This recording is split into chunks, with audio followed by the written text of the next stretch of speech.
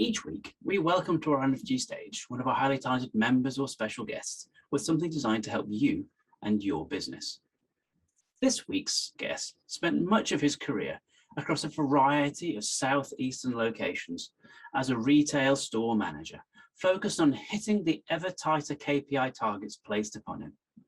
Determined to get the most from his staff, however short or long term they worked together, he had to get immediate results, knowing when to hire, when to fire, and when to provide the necessary encouragement.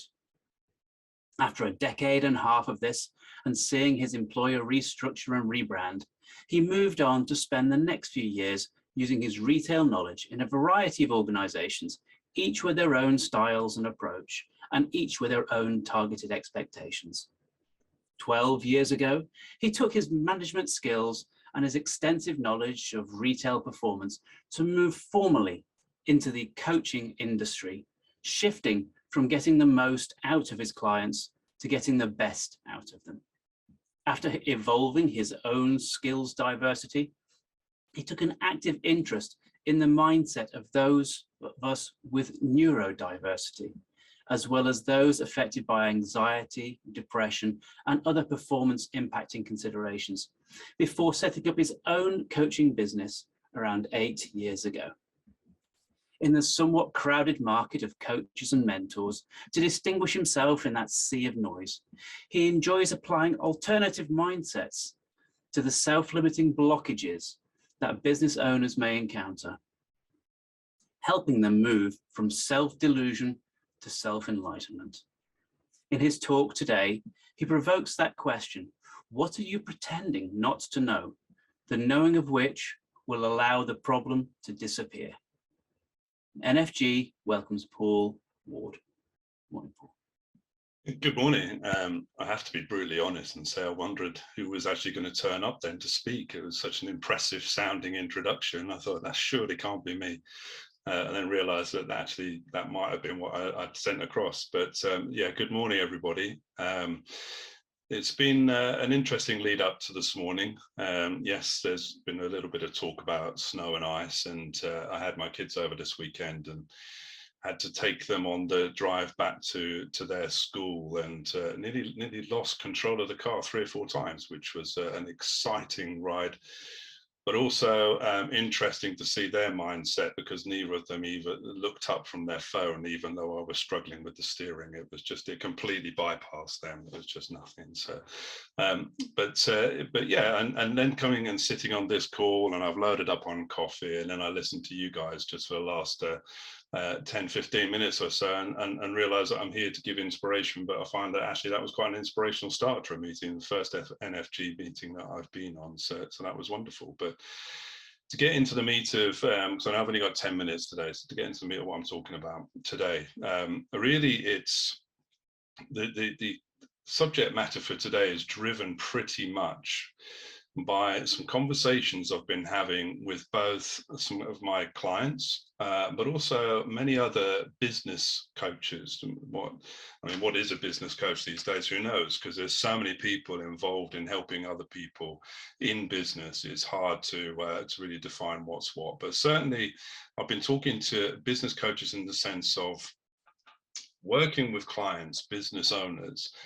When it comes to delivering great results, and we give people advice, guidance of what to do with their business, how often do people just immediately then, the business owner immediately then go off and apply exactly what it is that's been suggested for them to work on? And the response I was getting back is, well, it's kind of mixed. You know, often people will start really quickly and then fade away and not complete all the actions, or some people will just put it to one side because life's busy, yeah, and we move on. And the one thing that seems to be the challenge above everything else is the fact that people kind of get in their own way. They kind of prevent themselves from doing the things that they know would be successful. It's much like when you, I've got a PT session later on this afternoon, and I'll pay the guy for an hour, and then I won't do anything until the next time I go and see him, and I'll pay him again for an hour and hope that I'm going to get results. But of course, in business, if we don't act on the good advice we have around us, then we can't move forward. So the question that started to really get into my head is, well, what's stopping people from doing this? And with some of the clients I've been working with quite closely over the last 12 months or so, it really nails down to what's what deeper understanding of what it is that people are driving towards. Just before we started the networking section there, the breakout section, I heard it said, let's really explore your why for doing what you're doing. And there was a sense of that in the group that I was in, that actually people are looking to make a difference to their end users, their clients. But when we really sit down and ask ourselves, question ourselves, what is it that really drives you? And just think about that for a second. If you were asked to write that down on a sheet of paper, or on a Zoom call, aren't we? So we could actually do this in a chat. Really think about what it is that you are driving towards, what it is that's going to make you feel like you're winning at your business and maybe at life. Once you find out what that is, that's when we can really start to stretch you to understand what it is you're pretending not to know, the knowing of which will help you get there. And what do I mean exactly by that question? Well, like the business coach that tells you if you put certain processes in place, you will get certain results. If you know exactly what you want out of your life, you'll start to then try to understand what's holding you back. And it's kind of only then that you'll be able to start working on it. A good example I can give is something that's happening this week for me. As well as coaching, I deliver training, and in the group I was just in, I just mentioned this. The course that I'm delivering Thursday, Friday this week is a public speaking training. Now, what would be good if possible, because I've got you all on a grid here, so if you give me a quick show of hands of those people who get maybe a little bit of anxious thinking when it comes to delivering a presentation, if you could just lift your hand if that's the case. So I would say it's about half the room. Now, the others could either be that you're completely comfortable with public speaking, or instead of anxious thinking, you're completely papping it when it comes to delivering. I don't know, it could be anywhere in between. But it's often seen as one of those skills, one of those opportunities or of things that people avoid, that once we complete it or feel confident in it, it really demonstrates that actually we've crossed a line somewhere.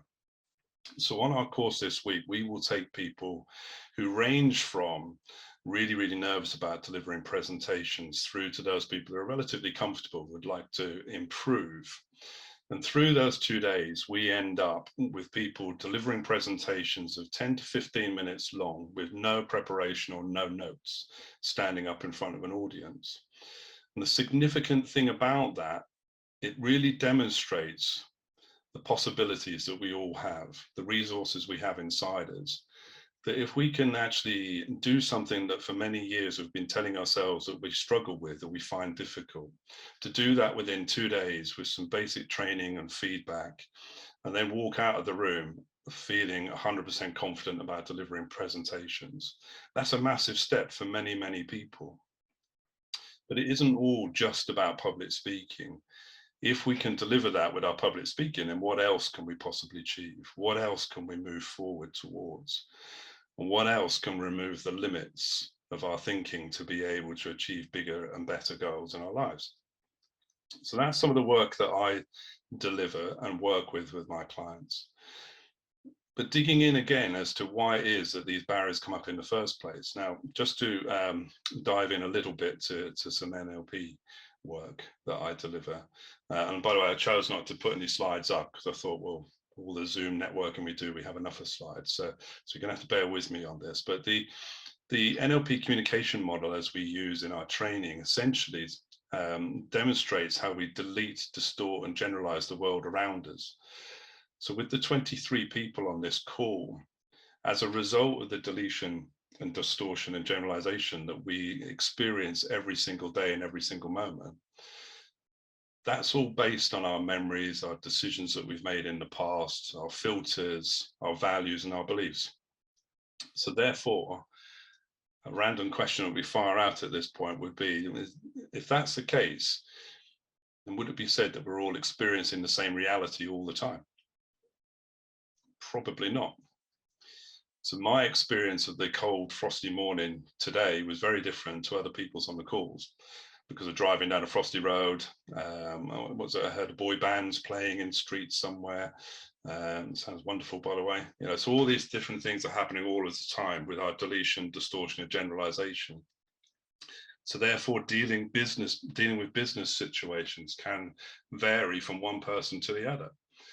So being able to dig down into what our mindset is telling us is the first opportunity I have of being able to work with the client to help them progress forward, to unlock the blocks that are retaining us and holding us into the position we find ourselves in week after week.